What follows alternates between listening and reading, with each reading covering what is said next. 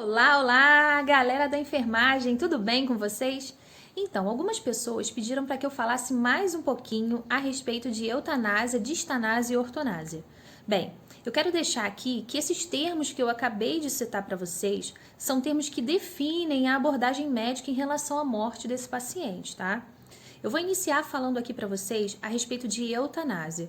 O que seria a eutanásia? A eutanásia, ela é um ato de abreviar a morte desse paciente, ou seja, acabar com o sofrimento dele. É aquele paciente, né, que a gente sabe que tem uma doença terminal, uma doença que é incurável. É lógico que alguns países, né, como Estados Unidos, Canadá, Bélgica, eles aceitam esse tipo de prática. Lá é legalizada essa prática. Diferente do nosso país, tá? Inclusive lá nos países que eu citei e alguns outros, né, eles falam que o paciente, ele tem responsabilidade sobre a vida dele. Ele tem autonomia para decidir se ele quer morrer. Já no nosso país não, no nosso país a eutanásia ela é ilegal, ou seja, se algum indivíduo vier a praticar a eutanásia aqui, ele vai responder criminalmente por homicídio, através do artigo 121 do nosso Código Penal, tá? Então, a eutanásia, existem alguns tipos, né, de eutanásia, existem algumas maneiras de antecipar a morte desse paciente. A primeira que eu vou falar aqui é a eutanásia ativa voluntária, ou seja, ela é uma prática que é feita, né, para adiantar a morte desse paciente através de administração de medicamentos, através de procedimentos que venha a ser feito nesse paciente, mas principalmente com o consentimento dele, tá? Existem outra prática também que a gente chama de suicídio assistido, ou seja, essa prática ela também necessita do consentimento desse paciente, mas a única diferença é que o médico fornece a administração do medicamento, ou melhor, né?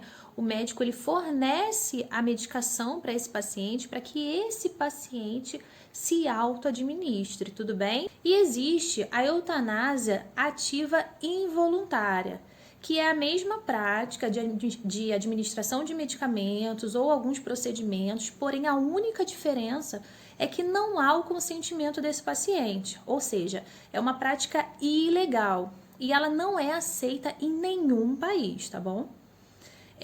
Existe também a eutanásia passiva, né? A eutanásia passiva, ela é muito, ela costuma ser chamada de ortonásia, né?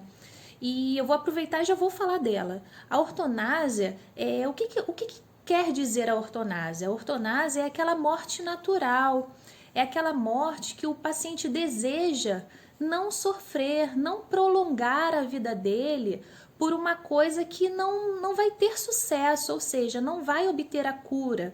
Ele tem uma doença terminal, ele tem uma doença incurável, então não adianta ele ficar ali o tempo inteiro fazendo procedimentos invasivos, tomando séries e séries de medicações que no fim não vai adiantar, ele não vai obter a cura. Então esse paciente opta por receber tratamentos paliativos, cuidados paliativos.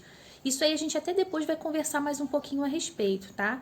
Mas o que seria isso? São pacientes que preferem dar continuidade na vida, mas com qualidade, com conforto, sem ter que ficar refém daquele tratamento que ele sabe que no final não vai adiantar. Ele não vai conseguir obter a cura dele.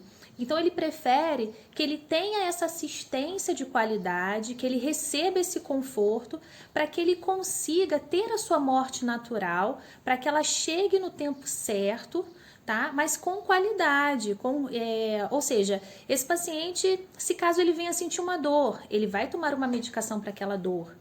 Se esse paciente precisar de um apoio psicológico, ele vai ter um apoio psicológico. Então, assim, ele vai terminar a vida dele tendo qualidade de vida. Tá legal? É aquela coisa que eles sempre falam, né? Eu escuto muito paciente falar assim, né? Se eu tive uma vida digna, eu também quero ter uma morte digna.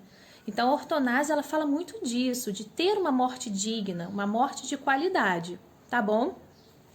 E por fim, eu vou falar a respeito da distanásia. A distanásia normalmente é uma das práticas que mais são utilizadas aqui no nosso país, infelizmente. A distanásia é aquele prolongamento da morte da pessoa e não da vida dele.